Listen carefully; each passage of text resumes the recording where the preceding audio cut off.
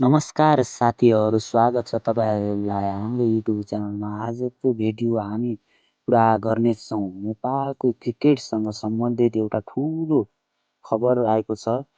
खबर हालै आएको हो। जानकारी अनुसार नेपाल नेसनल क्रिकेट टिमले आयरल्यान्ड नेसनल क्रिकेट टिमसँग अन्तर्राष्ट्रिय सिरिज खेल्ने तयारी भइरहेको छ। नेपाली क्रिकेट फ्यानहरूका लागि ठुलो खुसीको खबर आएको छ साथीहरू।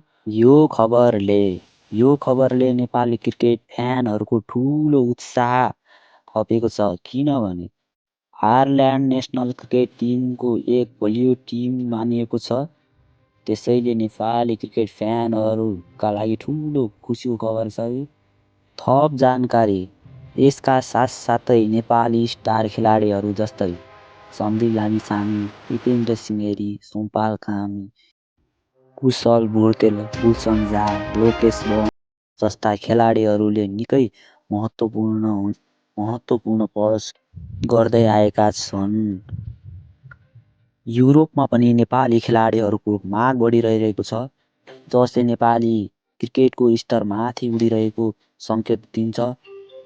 यो सिरिजमा आधिकारिक रूपमा घोषणा भयो भने यसले नेपालको क्रिकेट अझै अन्तर्राष्ट्रिय स्तरमा चिनाउने ठुलो मौका दिनेछ।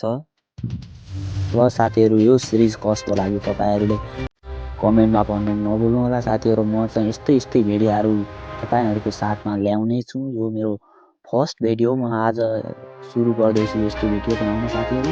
तपाईँहरूले च्यानललाई सब्सक्राइब गरिदिनु होला, लाइक कमेन्ट सेयर गरिदिनु होला साथीहरू। माया देखाइदिनु होला साथीहरू। म अर्को भिडियो ल्याउने छु हजुरहरूको साथमा। थ्याङ्क यू, धन्यवाद साथीहरू सबैलाई। च्यानललाई सब्सक्राइब गर्न चाहिँ नभुल्नु होला साथीहरू। नयाँ भिडियोहरू म हजुरहरूको साथमा ल्याउने छु।